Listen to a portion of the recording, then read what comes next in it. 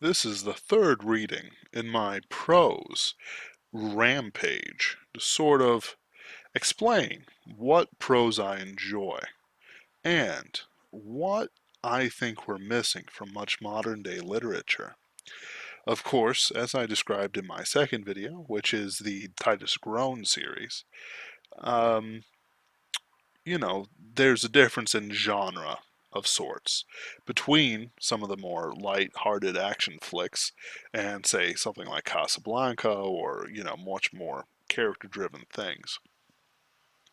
Maybe a little bit too much chest there. Losing weight, you see, and I'm a little bit proud.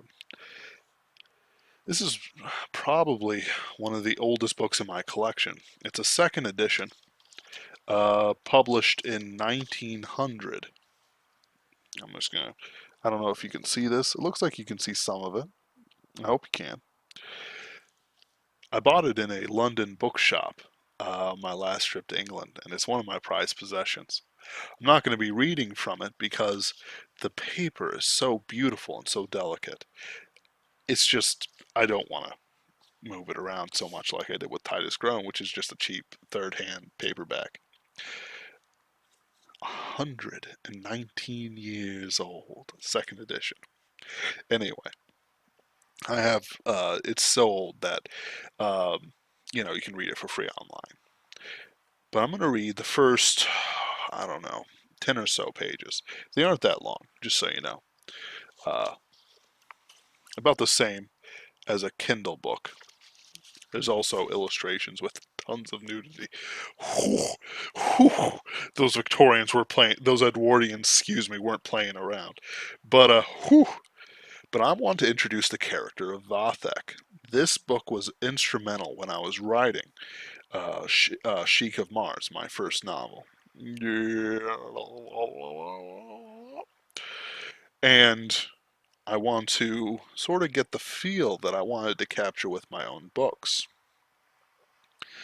Let's get started. Vathek, ninth Caliph of the race of the Abbasids, was the son of Montasim and the grandson of Harun al-Rashid. From an early ascension to the throne and the talents he possessed to adorn it, his subjects were induced to expect that his reign would be long and happy. His figure was pleasing and majestic, but when he was angry one of his eyes became so terrible that no person could bear to behold it, and the wretch upon whom it was fixed instantly fell backward, and sometimes expired. For fear, however, of depopulating his dominions, and making his palace desolate, he but rarely gave way to anger.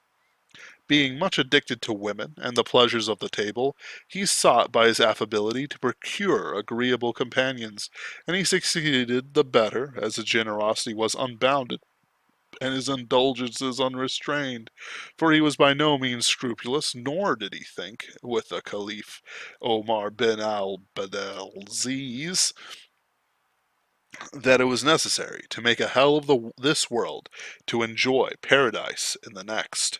He surpassed in magnificence all of his predecessors. The palace of Acharameni, which his father Montasim had erected on the hill of pied horses, and which commanded the whole city of Samara, was in his idea far too scanty. He added, therefore, 5 wings, or rather other palaces, which he destined for the particular gratification of each of his senses.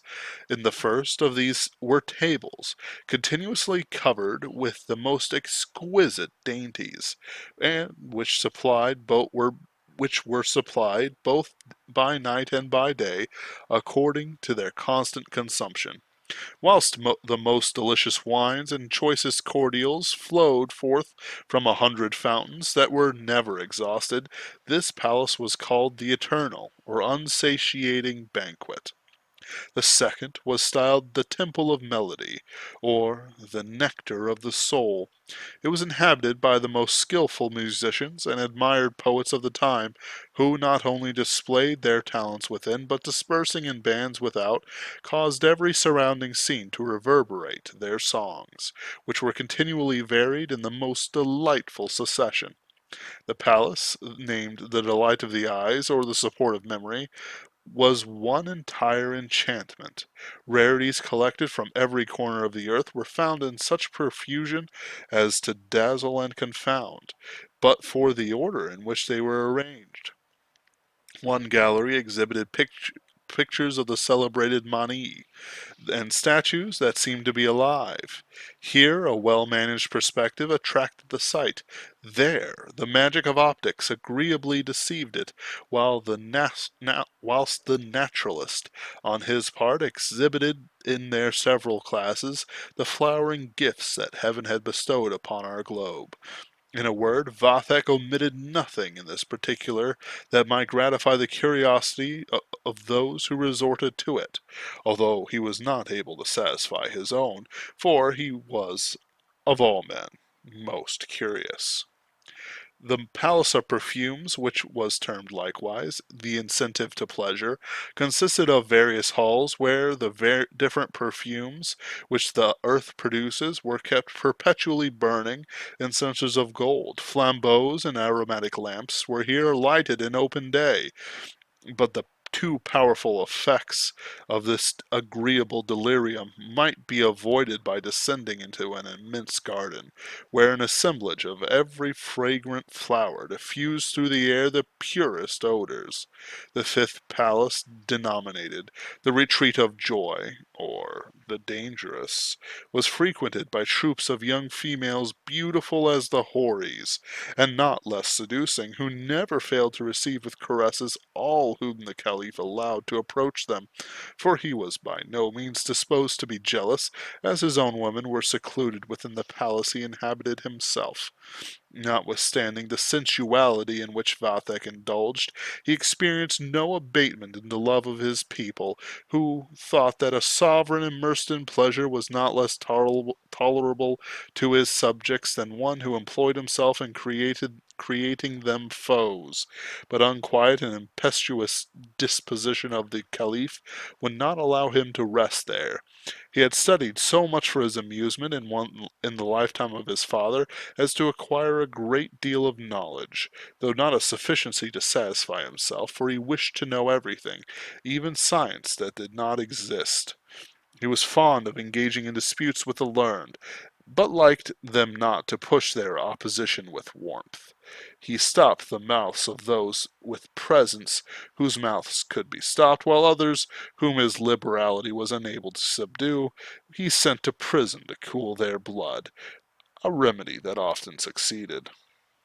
Vathek discovered also a predilection for theological controversy, but it was not with the orthodox that he usually held. By this means he induced zealots to oppose him, and then persecuted them in turn, for he resolved, at any rate, to have reason on his side. The great prophet Mahomet, whose vicars the caliphs are, beheld the indignation from his abode in the seventh heaven the irreligious conduct of such a vicegerent. "Let us leave him to himself," said he to the Jinni, who are always ready to receive his commands. "Let us see what lengths his folly and impiety will carry him. If he runs into excess, we shall know how to chastise him. Assist him therefore to complete the tower, which, in imitation of Nimrod, he hath begun, not like that great warrior, to escape from being drowned, but from the insolent curiosity of penetrating the secrets of heaven. He will not divine the fate that awaits him." The Jinni obeyed, and when the workmen had raised their structure a cubit in the daytime, 2 cubits more were added in the night. The expedition with which the fabric arose was not a little flattering to the vanity of Vathek. He fancied that even the insensible matter showed forwardness to subvert his designs, not considering that the success of the foolish and wicked form the first rod of their chastisement. His pride arrived At its height, when, having ascended for the first time in 11,000 stairs of his tower, he cast his eyes below and beheld men not larger than pismires, mountains than shells, and cities than beehives, the idea which such an elevation inspired of his own grandeur completely bewildered him. He was almost ready to adore himself, till, lifting his eyes upward, he saw the stars, as high above him as they appeared when he stood on the surface of the earth. He consoled himself, however, for this transient perception of his littleness, with that thought of being great in the eyes of others, and flattered himself that the light of his mind would extend beyond the reach of sight, and transfer to the stars the decrees of his destiny. With this view, actually, I'll stop there. That's about 12 pages or so. 4 pages. A lot. Page 12, but there's an introduction. So in this passage, we're introduced to Vathek, his pleasures, and what he desires. We know what the whole drive of the story will be, the plot, as well as not sacrificing even 1 ounce of description for what he is and what he has to be. Unlike Gormenghast, or Titus Groan, excuse me, which described just about everything, this describes exactly what it needs to describe so that we understand Vathek, his purpose, his desires, and how he lives, which is more important than, say, the color of the stones of his tower. Though one might imagine that it is like the Arabian stones, sandy and tan colored. Not that that matters. We also see how heaven is now plotting to overthrow him for his arrogance, his pride, and his impiety, and that, if it weren't for the stars, he would have made himself his own god. Not that he hasn't already, it would have just been explicit. Either way, a great opening for a great book. Next time you hear me read something aloud, I'll actually be choosing one of my light novels that I happen to have. I find their description, it's like eating popcorn to me. I find it very unsatisfying. However, I wish to contrast these things with each other so that it might be known how they're different from our own literature and why I'm not very satisfied with the current generation and why I try for myself to be better and much like the elders and not my fellow man my fellow millennials. Thank you as always for listening in. Please like, comment, and subscribe, and I hope you have a wonderful rest of your evening.